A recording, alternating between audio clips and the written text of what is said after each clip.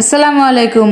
এইভাবে চিকেন কারিটা রান্না করলে সাদা পোলাও কিংবা ফ্রাইড রাইস দুটোর সাথেই অনেক ভালো লাগে খেতে। একবার বানিয়ে খেলে মুখে লেগে থাকবে। কথা না বাড়িয়ে ঝটপট রেসিপিটা দেখে আসা যাক। ফার্স্টে চিকেনটাকে ম্যারিনেট করে নেব। এজন্য হাফ চামচ লবণ, হাফ চামচ মরিচের গুঁড়া, হাফ চামচ জিরা গুঁড়া আর হাফ চামচ ধনিয়া গুঁড়া, 1 চামচের মতো লেবুর রস, হাফ চামচ আদা বাটা, হাফ চামচ রসুন বাটা, হাফ চামচ গোলমরিচের গুঁড়া, 1 চামচের মতো সয়া সস এগুলো দিয়ে ভালোভাবে ম্যারিনেট করে আধা ঘন্টার জন্য রেস্টে রেখে দিতে হবে। ফিরে এলাম আধা ঘন্টা পরে। এখন একটা ডিম ভেঙে দিতে হবে। 3 টেবিল চামচের মতো ময়দা অ্যাড করছি। এগুলোকেও ভালোভাবে মিক্সড করে নিতে হবে।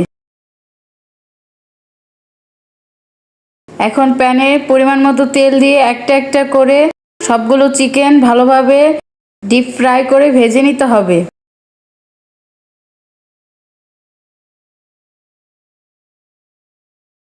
আমার চিকেনগুলো ভাজা কমপ্লিট।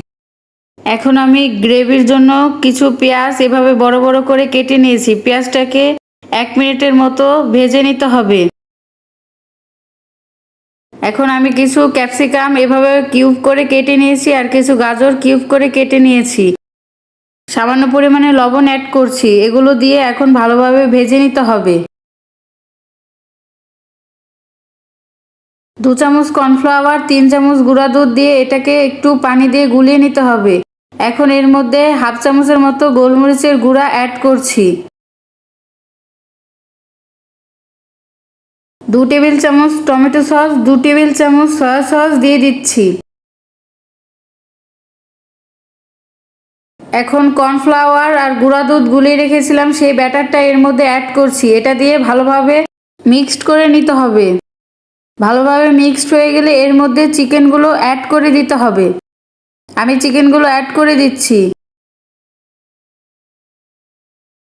চিকেনের সঙ্গে ভালোভাবে গ্রেভিটাকে মিক্সড করে নিতে হবে। টেস্টের জন্য আমি 1 চামচের মতো চিনি অ্যাড করেছি। আমার চিকেন কারিটা অলমোস্ট কমপ্লিট হয়ে গিয়েছে। খুব ইজি ওয়েতে রান্না করা হয়ে যায়। একবার মেহমান আপ্যায়নে এই চিকেন রেসিপিটা বানিয়ে দেখবেন, আপনার প্রশংসায় পঞ্চমুখ হয়ে যাবে। আর চ্যানেলটিকে সাবস্ক্রাইব করে পাশে থাকুন।